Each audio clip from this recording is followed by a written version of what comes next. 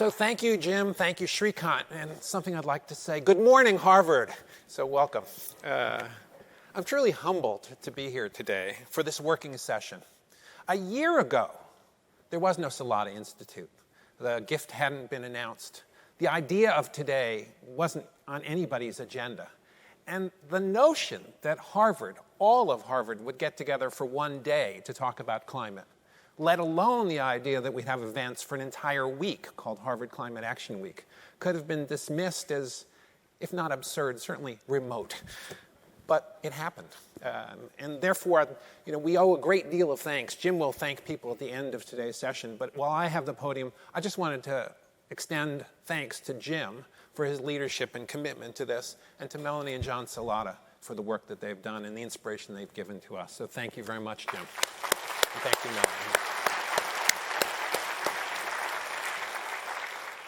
So this day, and all of Harvard Climate Action Week, has pulled together people from across the university and beyond to demonstrate, as Shrikant said, the depth and breadth of our commitment to addressing the challenge that climate is causing us. And to bring all of our energy, the energy of the faculty, of the staff, of alumni, of students, and our friends, to bear to advance effective, durable, and just solutions to climate. The climate crisis forces us to think both long-term and short-term. Long-term, what are the consequences of the actions and inactions that we take and don't take for our children and future generations in the planet? And in the short term, what will we do tomorrow in the face of a rapidly depleting carbon budget? As Jim pointed out in that graph, we're on a path that's better than it could have been, but not as good as it needs to be. So how do we move to a different path, a better path?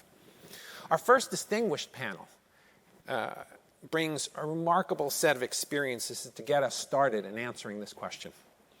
They literally need no introductions to anyone in the climate world. They have led and they lead organizations including central banks, investment firms, government agencies, international media organizations. But they're also what we might call system leaders. They're people who use their own force of personality to bring others together around climate change, whether through speaking, philanthropy, advocacy, building of bridges. They knit us together in our work. And perhaps most importantly, they've shown each and every one of them a sense of commitment to this work that inspires us all. So with that, I'd like to invite to the stage our panel. Our moderator, Gillian Tett, chair of the Editorial Board and Editor-at-Large for the United States for the Financial Times, who will moderate the session. Jeremy Grantham, co-founder of GMO. Janet McCabe, Deputy Administrator of the Environmental Protection Agency. And joining us by Zoom, Mark Carney, Chair, Head of Transition Investing at Brookfield Asset Management, and if I might be so bold, the Chair of the Salata Institute Advisory Board. Thank you all.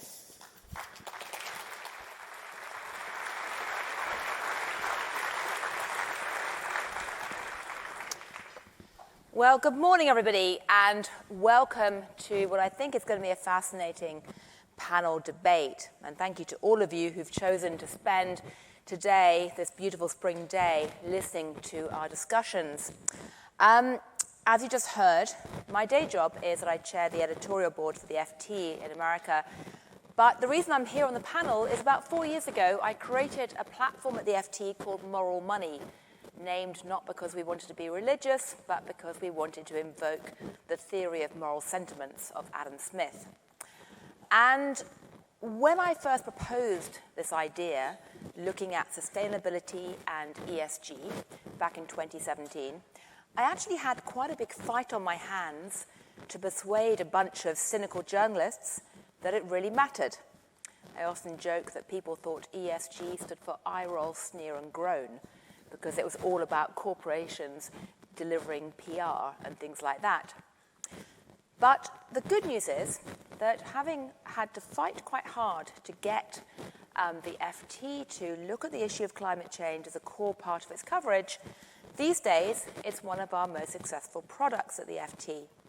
And I mention that because it shows that there has been a real change in attitude amongst not just students and the young generation, courtesy of Greta Thunberg, and not just amongst some of the long-standing climate activists, but also in business world and all the people who have kids who admire Greta Thunberg and who yell at them over the breakfast table. And you're seeing this today in terms of the fact that the Harvard has gathered to have this discussion.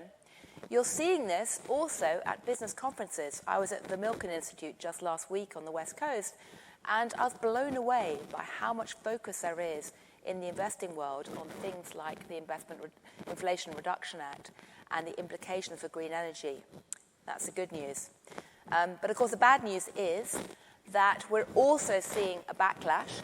At the FT, we often say we're living in an era of green hushing today, not green washing.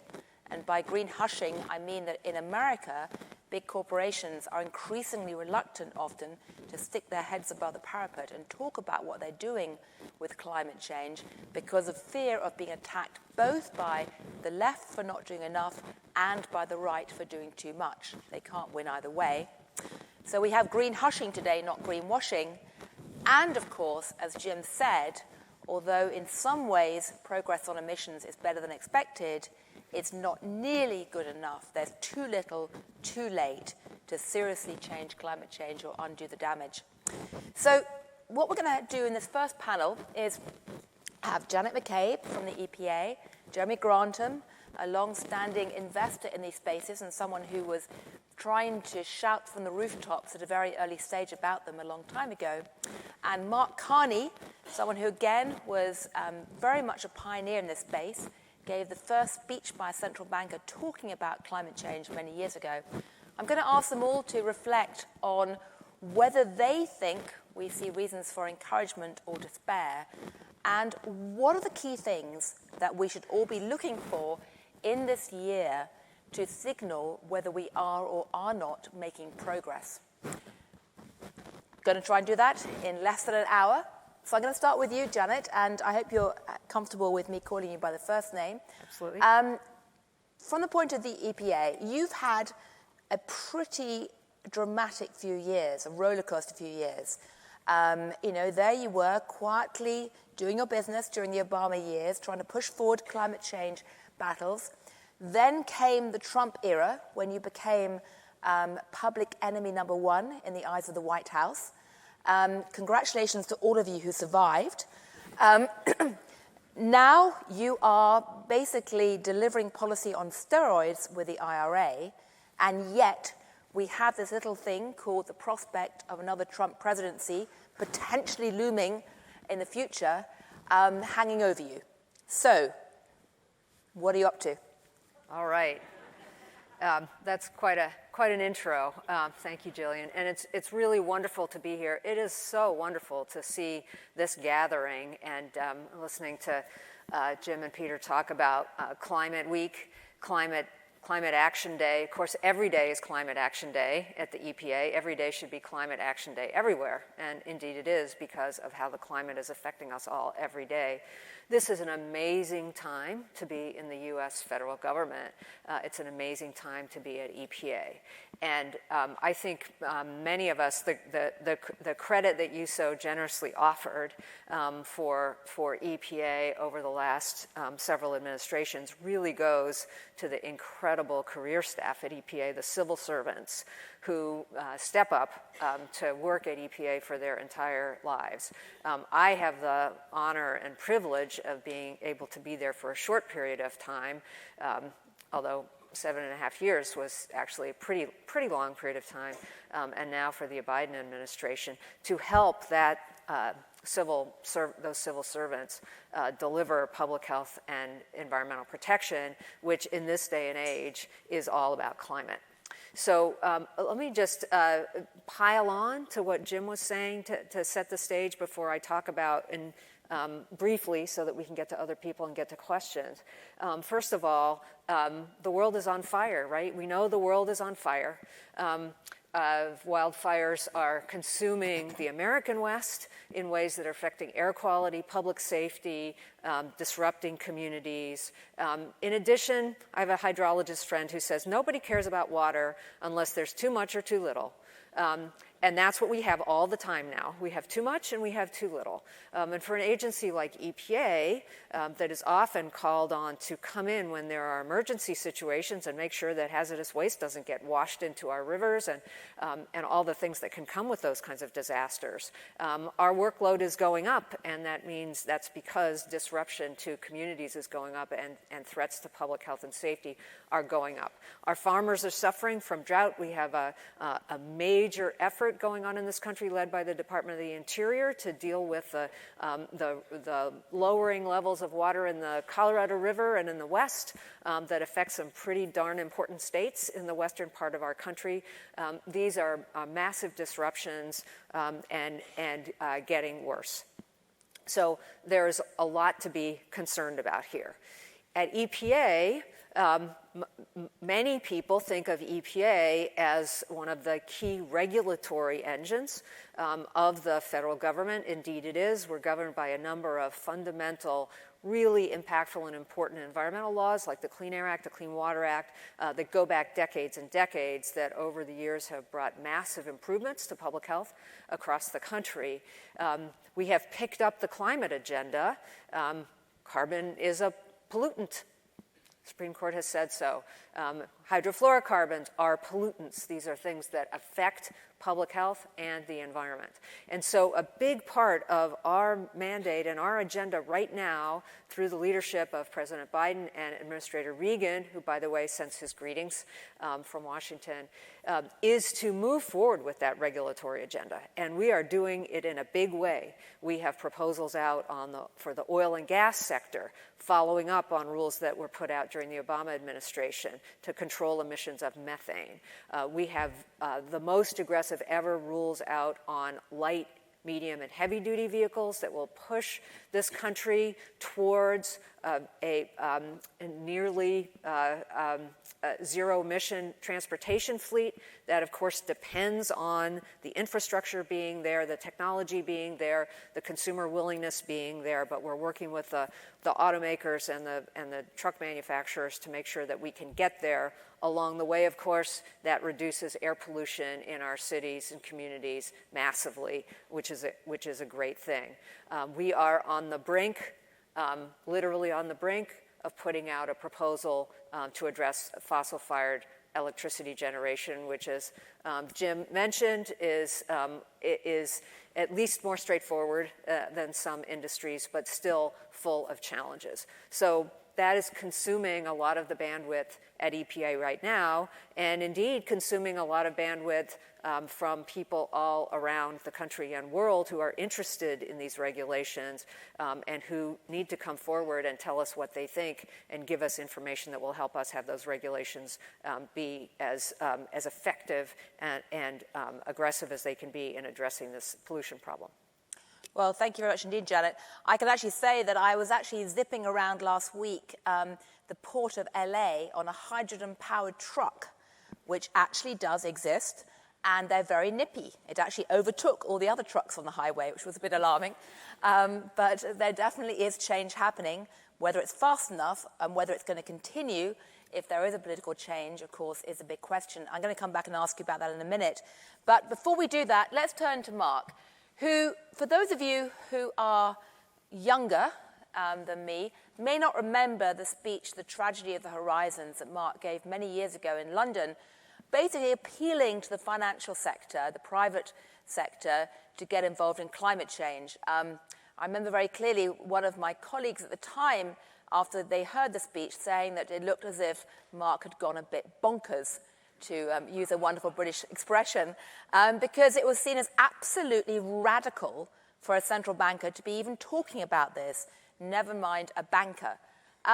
Mark, what exactly is the private sector doing at the moment that gives you both hope and reason for concern? Okay, thank you, Gillian. And let me start off what gives me hope is the fact that, as mentioned, this carbon climate John and Melanie Salata, Jim's work leading the Institute, and the fact that the emphasis is on all the components coming together.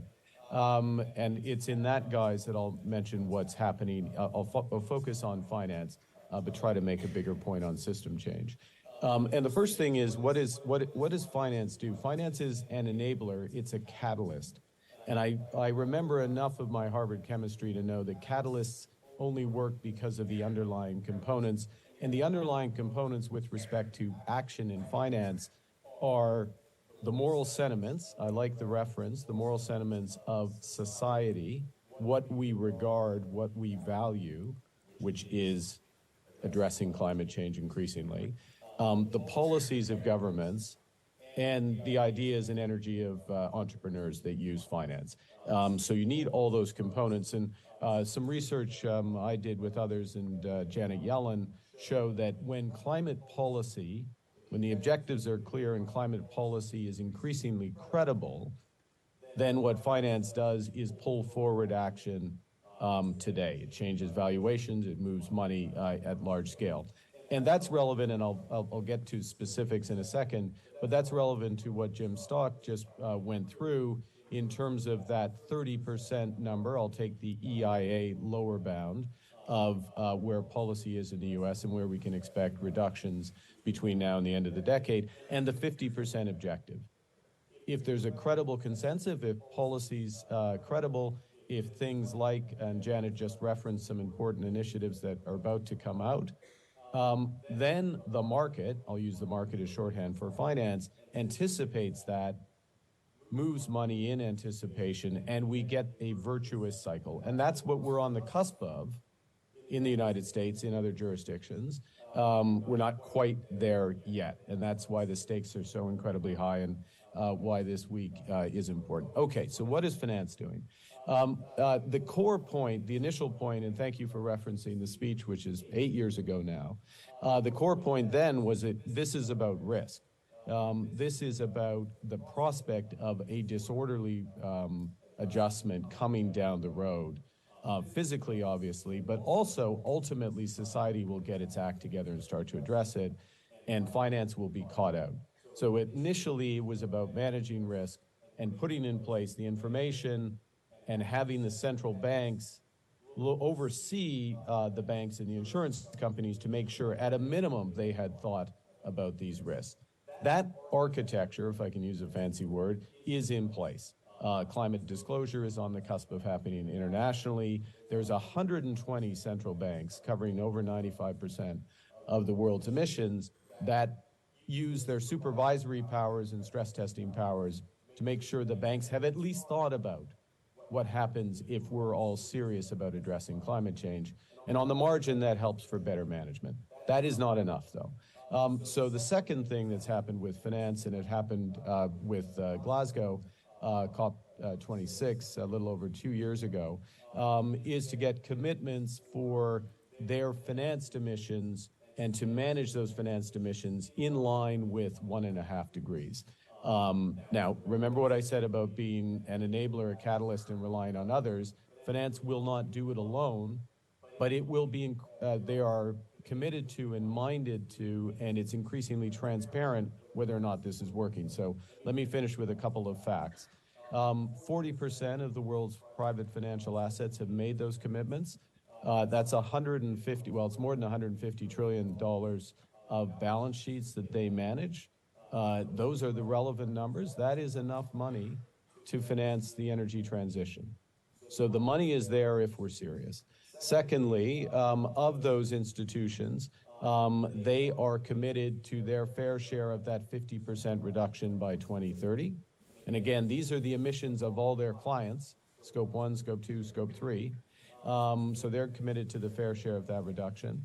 Again, to address the tragedy of the horizon, you need to pull the future forward. So what you need from those institutions is not just that 2030 target, but a 5-year decarbonization plan, so a transition plan. A few years ago, no banks had that. Now over 60 banks do. and over 300 interim science-based targets have been set across asset managers and others within this organization, which is called GFANZ for those following. Now, the two other things that are happening in finance, and I'll stop on these. One is that we are setting up something called the Net Zero Data Public Utility. And the reason that's relevant is that will be populated with all the outcomes of those institutions. In other words, what are their actual financed emissions? What are their targets? And what is their performance against targets? So everybody has free access to that. It's open source, and they can judge who's part of the solution, who's part of the problem. Or if in a certain country everybody is offside in the financial sector, perhaps it's policy that is insufficient. And so it's a real-time feedback loop to policy. My last point. The other thing that finance has done is to develop a consistent approach to what are called transition plans, because you need a plan to address this issue. Plan beats no plan. So transition plans, expectations of companies and of the financial institutions themselves. What we need now is that those transition plans become mandatory so that all financial institutions must have them and all major companies must have them. In the UK, that is going to be the law of the land. And, you know, 2015, a speech about, amongst other things, climate disclosure, that will become mandatory in most countries, over 100 countries around the world, in 2025. That took a decade. That's fast for financial reform. It's an eon for climate change. And so on transition plans, we need to move from this agreed approach in the private sector, voluntary approach, to a better mandatory approach in the course of the next couple of years, if we're really serious. Well, thank you, Mark. I must say, I do find this fascinating because when I was at university myself, I was a cultural anthropologist. And I used to assume that if anyone was going to change the world and make people realize about the importance of climate change, it would be tie-dye wearing anthropologists chaining themselves to bulldozers and camping out in tents.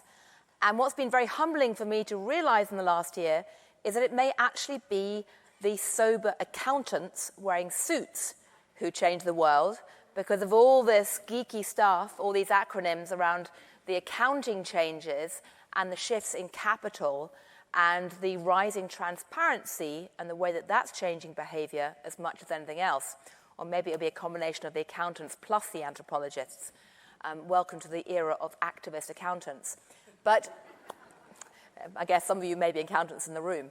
You don't realize how important you can be.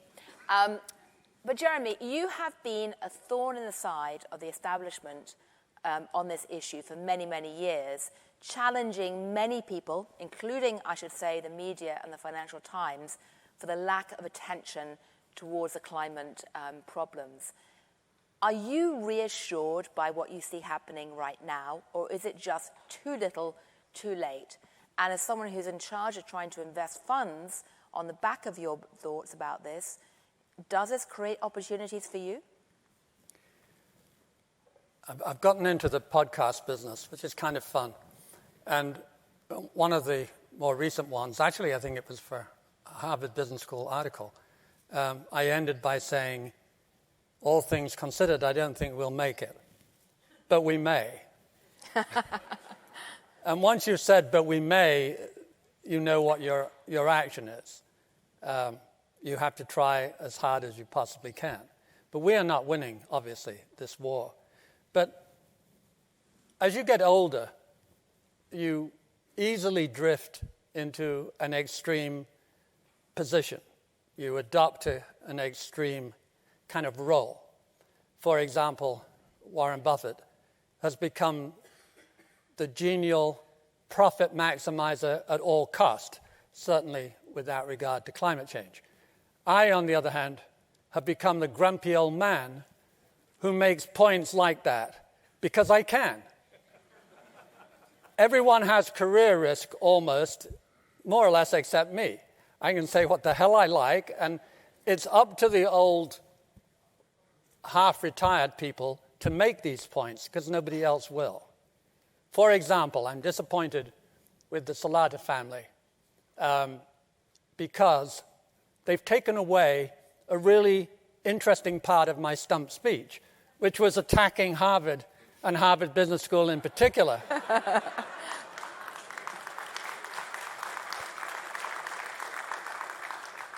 For being so damn slow getting onto this role as a leader in the most important item for the next 30, 40, 50 years. And now I can't use that because here we are. Harvard is finally taking a leadership position. Thank you, Salata family.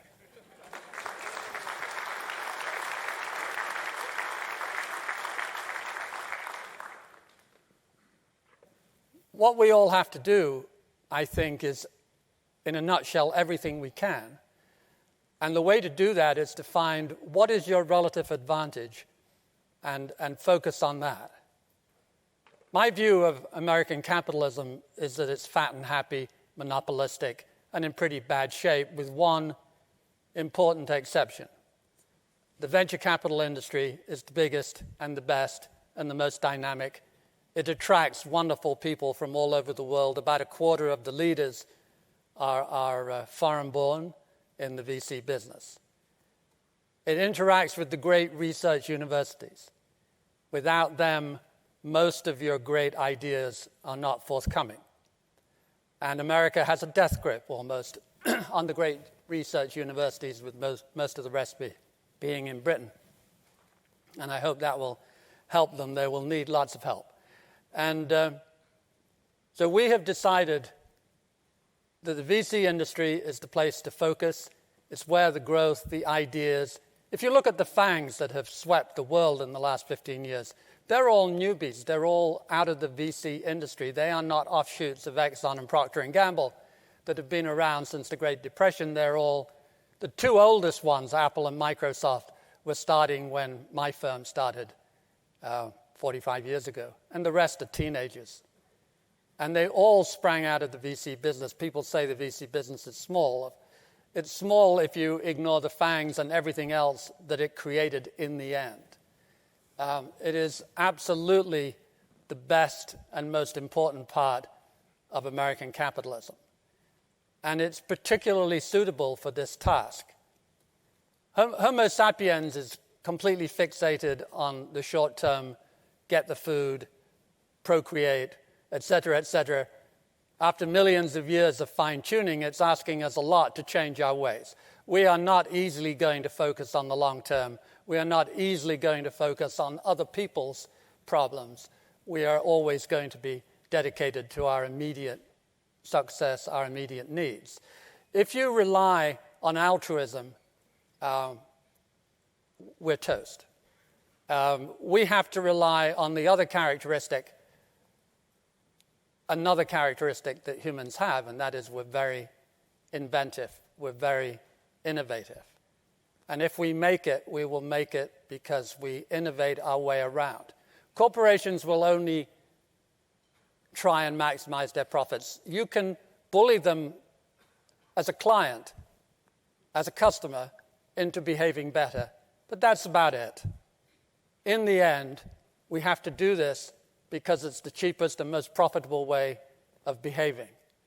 Hence the incredible importance of wind, solar, storage, etc., becoming cheaper than the alternatives. Electric vehicles are really already today substantially cheaper than the alternative. When it's a way of making money, even Texans will have wind towers. And that's the way to look at it. We are going to innovate our way out of this problem, or we are going to fail.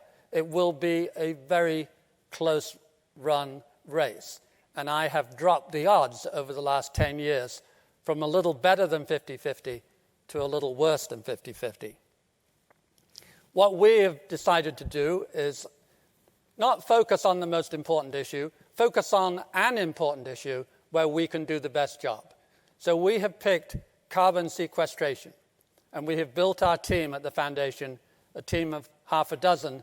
We've done 65 deals ourselves in carbon sequestration. There are very few certainties in economics or business or climate change, and one of them is this. we will end up with perhaps 525 parts per million of CO2 in the atmosphere, and we must come back to about 300. That removal of 225 parts per million is a puny 3 trillion tons, teratons of CO2.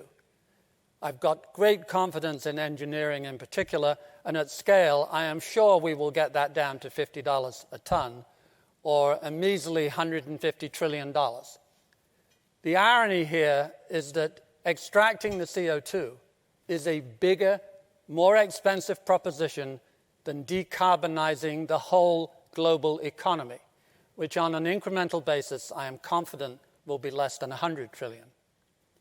150 trillion is about 1% of global GDP for 90 years, which is how long it's going to take us, at least, if the global economy continues to grow at a decelerating rate, arriving at zero in 90 years. So we can do this. It is not like fighting a major war. It's not even like fighting a modest war. But it is a lot of money. It's a relatively big ask, and there will be plenty of the usual forces massing on the other side.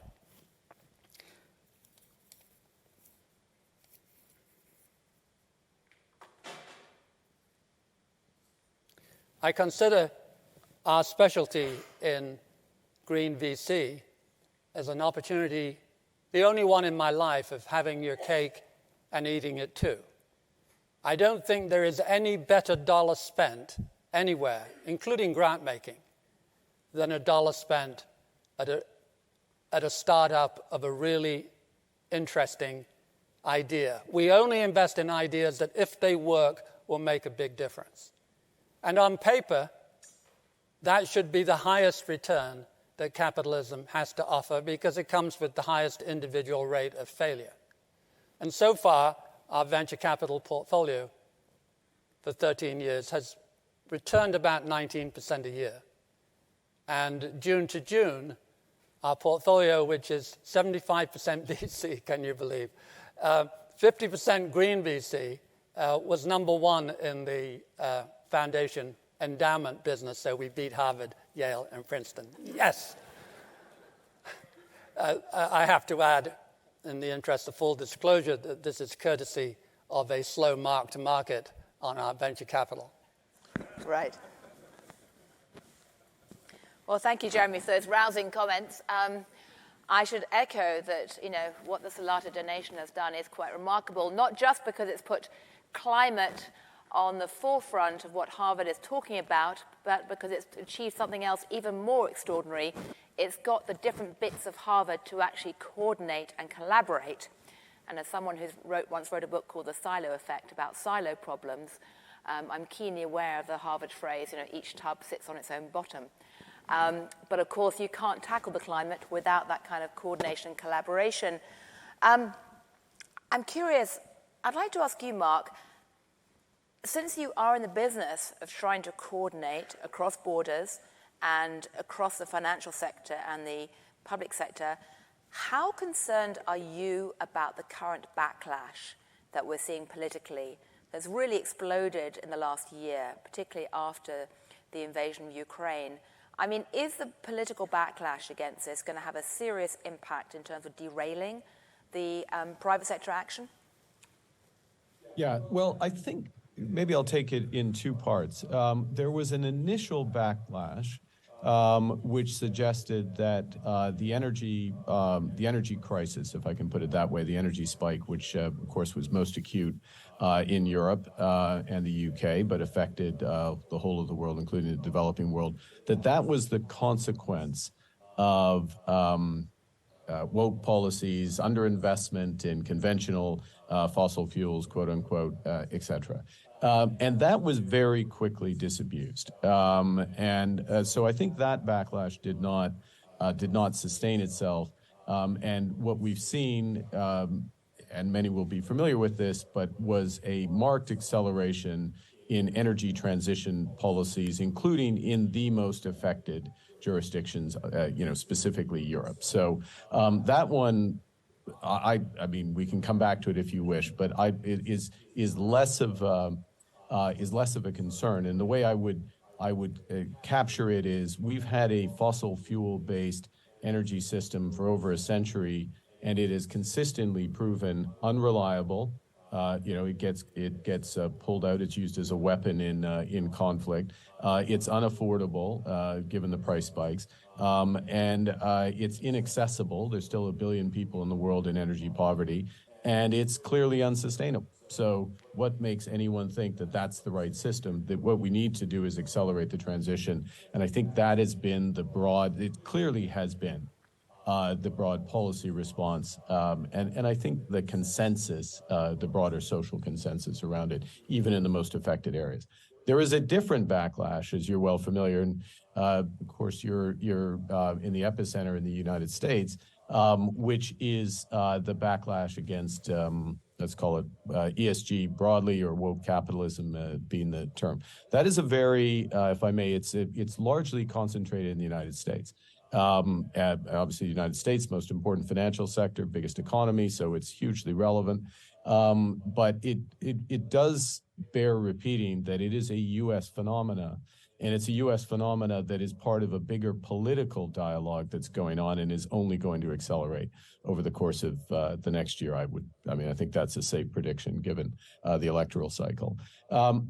The area that we're talking about today on climate is it's hard, it's very difficult, and I would share Jeremy's probabilities there is less than 50-50, but at least we're in with a shot. But it is also the most measurable, the most clean element, if you will, of ESG, by which I mean emissions are hard numbers. You can measure them. You can tell whether they're going up, sideways, or down. If they're going down, are they going down consistent with the pathways that are required for 1.5 degrees? And increasingly, and I'll stop on this, increasingly, as climate policy is credible, as people want us in our various roles, and I again agree with Jeremy in terms of we need to do where we have relative advantage, do the most where we have relative advantage, but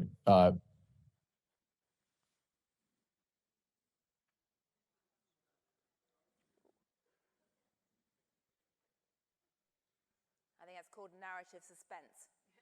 And that doesn't happen in a vacuum. It only happens because of what people want, what governments want, but it is happening.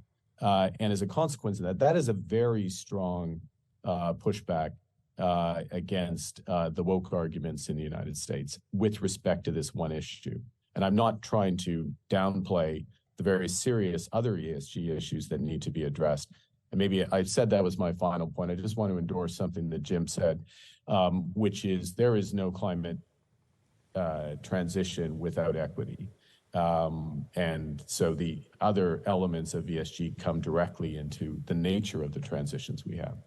Right. Well, thank you, Mark. I must say I do find it fascinating because when I hear people attacking ESG and woke capitalism from the right in America, I sometimes ask them, well, if you don't want ESG, what do you want instead? Do you want to go back to Milton Friedman in the 1970s? And very few people think that's possible either, because we live in an era of radical transparency with our cell phones, where the younger generation or people who don't like what companies are doing can make their voices heard. So it's an interesting, question about if you don't like so-called woke capitalism, what do you want? And I'd like to ask you, Janet, in relation to this, because one of the fascinating things about the EPA was that it actually emerged as a result of Republican action. Long forgotten, the era of Rachel Carson's Silent Spring was a time when not only did environmental activists not bother to talk to companies, but talk to government, because everyone assumed it was government that did stuff in those days, not companies, how that's changed. But they also talked to both sides. And it was the Republicans who came forward and said, we want to preserve the heritage of our national parks. Of course, fast forward today, and as I said, the EPA was a favorite target during the Trump administration. How concerned are you that the backlash we're seeing right now in this political cycle could end up seriously derailing all the things you just told us that the EPA is doing?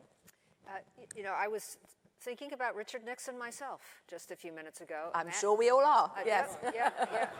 Yeah, who doesn't at any given day? And it's absolutely true. He created the EPA. George H.W. Bush signed the 1990 Clean Air Act amendments. There is a long history of bipartisanship and of Republicans bringing these things forward. So we are used to, in the United States, the ups and downs. Anybody that signs on for a life of government service knows that there will be changes in policy. I think we've seen some pretty extreme changes here recently, but I also believe that the motor keeps running. The motor keeps running, and that's partly because we have these fundamental laws that were adopted in bipartisan fashion decades ago that require government to keep moving forward to address the changing issues that are in front of us. And I think that's the beauty and the wisdom of the Congresses that passed those laws. So if you think about what's happened here in the last 10 years, we worked very hard during the Obama administration. We put many things out. We had an administration that took a very different view and rolled some things back. But look also at what's happening, and the fact that Mark and Jeremy are talking about how much further the financial community is, how much further the corporate community is. That's all been happening during this time of some pretty extreme shifts. So I'm confident that the work that we are doing at EPA today is making a difference and will make a difference. Regulations, in large part, are about regulatory certainty for industry, but we haven't had a lot of regulatory certainty for industry, but that is one of our goals as we move forward. I wanted to add one other thing, which I think is absolutely critical. So for the first time under this administration and with the support of Congress, we have two massive investment programs that are underway: the Bipartisan Infrastructure Law and the Inflation Reduction Act. And both of those, but IRA in particular, are going to be already are massively important in terms of setting the example, helping to prime the pump, forging the way for the private sector to come along too and invest more. EPA is investing almost $60 billion through the Bipartisan Infrastructure Law. A lot of that is going to rebuild our wastewater and drinking water infrastructure, but you can do that in a way that is carbon reducing. You can do that in a way that builds climate mitigation in, especially for vulnerable communities who are going to be hit hardest with that risk. And under the IRA, which I hope we'll have a chance to talk about, EPA alone has another $40 billion to invest to develop programs like the Greenhouse Gas Reduction Fund, which is of great interest to this audience, I presume, but other programs as well that are moving states forward in planning and then delivery on climate mitigation programs, major metropolitan areas, hundreds of them coming forward to do this work. Those things will last. We are getting the money out. Congress said get the money out into the country, and we are doing that. Those things will last. Right, that's fascinating. Well, we were chatting backstage earlier, and Jeremy pointed out that one of the things that did happen, the silver lining to the cloud of the rhetoric during the Trump administration, was that it so horrified scientists that they finally became brave enough to shriek loudly. And I'd say it so shocked many corporate boards that they actually began to get more involved in the private sector as well. But before I turn to Jeremy, tell us a bit more about the IRA. I mean, we're seeing that the take-up in many ways is more dramatic than anyone ever expected initially. I mean, when the bill was first cooked up between Manchin and Schumer and people like that, many people, including myself, rather ignored it, assuming that it would either not get passed or that it would end up being pretty toothless. And of course, the Europeans ignored it to their cost. Now it's suddenly dominating everything. And to go back to the LA ports and their hydrogen trucks, they showed me the relative costings to build a hydrogen truck today in the US, Europe, and Asia, and the difference is dramatic in terms of the incentives. Yeah. Yeah. Is the IRA going to be more dramatic than anyone expected? Well, I can't speak for anyone or everyone, but I think it is... Or cynical journalists, anyway. Okay. Massively impactful. And you can do a lot through tax policy. I don't need to tell this audience that, and it's not my field of expertise, but I took advantage of the clean vehicle tax credit when my family bought an electric vehicle. It affects people's behavior in ways that then affects what companies want to do. So hugely impactful. At EPA, I just can't tell you how excited we are to be able to start putting these programs out. So just to talk about the climate pollution, the climate planning, carbon pollution planning grants, it's spawning an entire new generation of undecipherable acronyms. I'm so sorry about that. The only one that I really like is another innovation that I think will have lasting impact. And again, hooking back to the equity conversation we were having, we are able to fund through these laws something called Thriving Communities Technical Assistance Centers, which are organizations that can help community groups figure out where is their grant funding and other programs for them to apply to, which anybody that's been on the nonprofit side knows that that's an extreme challenge. Anybody want to guess what the acronym is for the Thriving Community? Yes, TIC-TACs. So that one gets my vote. But the planning grants are providing millions of dollars for states and large metropolitan areas to write or upgrade or revise their own climate plans. Triumph right there, right? Because that's the second step. First step is measuring. Second step is planning and then executing. And then there's $4 billion. I know that is small in terms of the numbers you were throwing around. But for a city or a state, hundreds of millions of dollars that there's no way they would have otherwise to really invest in distributed solar generation, to really invest in zero electric vehicle infrastructure, to really invest in cleaning up industries or agricultural innovations, another area where there's massive innovation and opportunity for climate mitigation. This is outstanding. And I saved the best for last, which is the Greenhouse Gas Reduction Fund, $27 billion in 3 different pots of money. One to fund solar, community solar, focused on vulnerable low-income communities, and then 2 other funds to fund the kinds of clean energy and carbon-reducing projects that have just been very challenging for communities to fund, neighborhoods to fund. And we're building that right now with input from a lot of experts in the field, and it is going to be hugely impactful, and everybody keeps talking about all the private investment that these federal dollars will attract. Which, of course, is what we need because $40 billion is not going to fix it. Right. Well, I must say, we sometimes joke at the FT about the problem of acronym fatigue and billions fatigue because there are so many of both floating around, and it is quite remarkable. I want to get to questions in just a moment. Before I do, though, I'd like to quickly ask you, Mark, sitting in Canada, I think you're in Ottawa today, which does not have a IRA, do you see this? Or maybe not yet, maybe you've got one up your sleeve. Do you see this as transformational?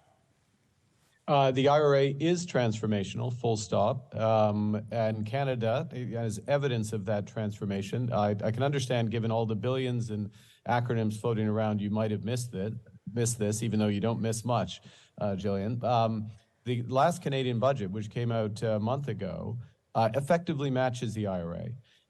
Matches the IRA for clean energy across all forms from hydrogen, wind, solar, storage, nuclear, and hydrogen. The tax incentives are there. There's similar stacking incentives, so the incentives are more attractive if you're in Canada in terms of the production, or integrated in the North American market, which is the important thing. So I think it is transformational. It's not yet fully enough, although I would say that the delta between, I'm going to surmise the delta between the EIA, the difference, sorry, between the EIA's 30% reduction and the 40% reductions of emissions in the U.S. that others have estimated reflect in large part the likely take-up of some of these incentives. And so we shouldn't overestimate it, but I'll just observe that the spillover effects and the momentum effects of the IRA are also huge. This is absolutely cementing the transformation. And it's making it very clear, if I may, and I'll stop on this, it's making it very clear that this is going to happen, at least on the clean energy side. And one of the points and one of the drivers of competitiveness, if I can put it in those terms, for countries is going to be whether or not you have a clean grid, and a clean grid that can grow. And it's not the core, it's not the origin of why we're doing this, where we want a sustainable planet. We've left it too late for that, or we're not too late for that, but we've left it very late for that. But it helps that it's now becoming reinforced by reasons of energy security and country competitiveness, which is why countries like Canada are actually moving to match the IRA. That's fascinating. It shows that competition works, or rather fear and greed works too. But Jeremy. Okay. Point one, Rachel Carlson, since that date, WWF says half the birds have gone missing. Half of the Silent Spring, without too much comment. On the topic of Republicans, my favorite president was Eisenhower. In addition to the remarkable military-industrial complex speech, in that speech, he said, we must not plunder the resources of our grandchildren. No president, including the current one, has yet said anything as pithy and to the point as that. On the IRA, brilliant. They have found their way to the heart of U.S. capitalism, bribery. And I think it's called fear and greed, more politely.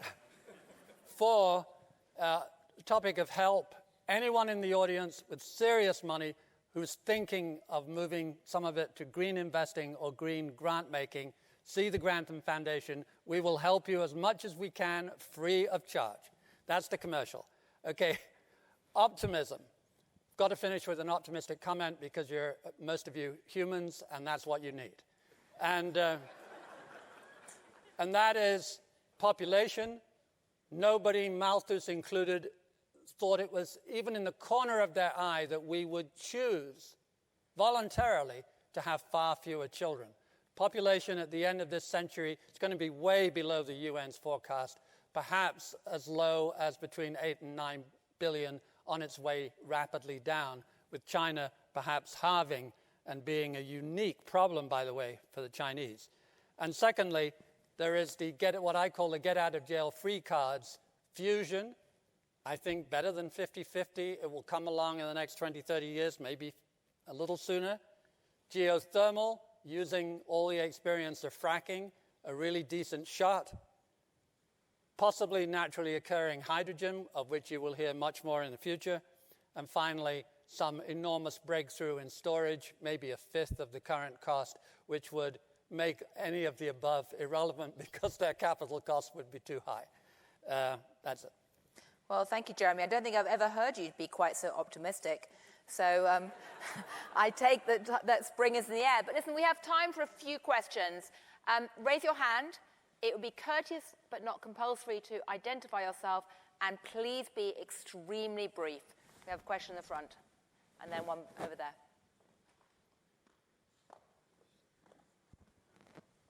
Thank you.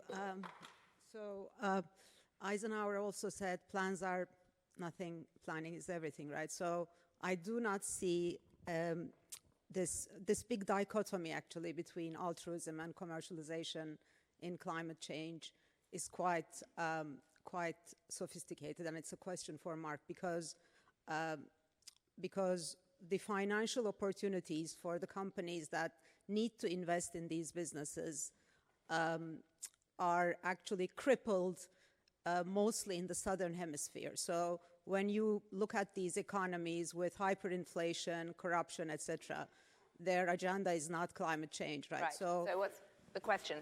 And then, you know, the interest rates do not allow commercialization to happen fast. So how do you make this philosophical distinction between, you know, altruism and commercialization happen from the perspective of the financial world? Yeah. Mark. Okay, so some numbers. 2/3 of the world's emissions are now from the emerging and developing world. 30 percentage points of that from China. China can finance its transition, by and large. So the issue becomes the balance of that. And some of those emerging economies, India would be an example as well, where both the economics and the resources will achieve the financing, but there is a substantial proportion of countries and therefore emissions, to which I think the question is very much on point. And you know, the core issue is that the externality of climate change needs to be internalized for those countries, because it is bigger, or it is commingled with an externality of governance, of higher risks that exist in those countries. And in effect, the world is short of concessional capital. And so Gillian and others follow this closely. This is an area, by the way, which Salata and Harvard can contribute immensely. The time to do it is now. And to be more specific, what is in play for the first time in my professional career, truly in play, is a fundamental reform of the international financial system. It's the World Bank, but it's the World Bank Plus, in a way that will bring in, or could bring in, it's a question of design, concessional capital to minimize some of those risks in those countries, to buy down those interest rates so that commercial application of proven technologies like wind and solar specifically can happen in those countries. The only way it's going to happen, my final point, and I should have maybe started with this, is that given the orders of magnitude is $1 trillion additional capital a year, that's not all going to come from altruism or concessional capital. It's not going to all come from G7 governments, even other donors. So that money has to leverage, it has to reduce risk, and in one of Gillian's favorite phrases, in blended finance, leverage in private capital. That's now possible, but that's an example of where the expertise of the Kennedy School, the business school, alumni, students all need to come together to help in that design, so that the world delivers that over the course of, I would say, I'd put let's put a date on it, which is COP28 at the end of the year. Well, yes, no, I agree. I mean, as Mark says, what's happening in the world of blended finance is potentially incredibly important. Sadly, though, it has even more acronyms than anything coming out of the EPA. So it's not widely understood at all, but it matters very, very deeply. We have a question, I think, there, and then over here. Question over there with the microphone. Yeah, the gentleman with the blue shirt just there. I say, if you've been as... Oh, okay, all right, at the back. Okay, we'll take you first, and then the blue shirt. Peter Wallace, Wallace Energy. My question for the EPA is, would you consider, instead of shutting down the coal plants, reducing their operation, let's say, to 5 or 10% of the time of the year, when there's the potential for grid emergency? My view is that the #1 threat to the energy transition is the failure of the grid, and I think we're playing with fire by turning off these coal-fired power plants. And furthermore, to follow up on Jeremy's point, you can use these coal-fired power plants for geothermal, which in 5 years you're going to be able to tap into the geothermal resource 5 to 10 miles under the surface and use the steam turbines and the infrastructure and the transmission lines to then, in my view, accelerate the energy transition by using these coal-fired power plants for geothermal plants? Right. Thanks. Yeah, thanks for the question. I appreciate it. I just want to clarify that EPA is not directing the shutdown of any particular plant. And grid reliability is a huge issue that we take into account and work with our colleagues across the federal government to make sure that there are plans in place to guard against any sort of grid unreliability. So I liked Mark's use of the word, Jeremy's use of the word inventiveness. The regulations draw upon both the inventiveness and also the incentives and the business needs of the electric industry. And they make decisions based on what makes the most sense. They also are very, very concerned about grid reliability. So I'm confident that these rules will allow for creative ideas and for affordable and reliable energy. Got a question there, and very short. We're literally almost out of time. I'm here actually as Mark, representing company Omni Technologies in Ottawa, and I'm here as a global advisor to my chairman, who's on the Executive Council for Carbon Neutrality for Sustainable Development for the Hong Kong Special Administrative Region. I also went to HBS, and I'm here locally. The question I have is that since Xi Jinping and the Chinese government has committed to the Paris Accords and to reach carbon neutrality by 2060, and we haven't since we left under the prior administration, where are we generally on collaboration with India and China and the United States? As many people know that, in essence, if you don't solve those three countries' problem, everything else is sort of a drop in the bucket, Right. considering the political environment today. And he will actually be down here this week if anybody wants to meet him. His name is Colin Tam, and he's also representing the Chinese government as well for climate change sustainability. Right, Mark, you have 1 minute to answer the future of US-China-India collaboration. The future of global collaboration, U.S. collaboration with India is very good. The collaboration with China historically has been quite strong, particularly in the areas of climate finance and China basically got behind all the major climate finance reforms from the start and implemented them quite faithfully. I would say that I'll make an observation, I'll just state it, which is that the current de-risking of the U.S.-China relationship, I'm using the phrase of the National Security Advisor Jake Sullivan, de-risking of that relationship has not yet been able to separate climate as an area of explicit cooperation, deeper cooperation and collaboration between the U.S. and China. I understand you're hearing from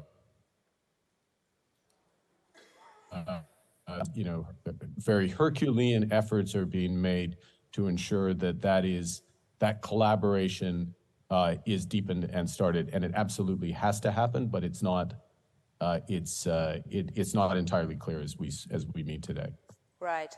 So of course, you will have a chance to hear more about this later on from Secretary Kerry, and I'm sure he'll be touching on it. Sadly, we are out of time. I'm keenly aware that Harvard Business School is a stickler for sticking to time, so I'm not going to dare to go against that. And it just remains for me to say, tremendous reason for optimism, given the amount of progress and activity and investment money that's flowing towards climate initiatives. Tremendous reason also for pessimism, given the scale of the emergency and the fact we do have a political backlash. But I guess a key point is that we are at a fascinating, inspiring, but also humbling juncture point. And so I just conclude by saying, very best to all of you in figuring this out. And I very much hope that you all get involved. Thank you all very much indeed.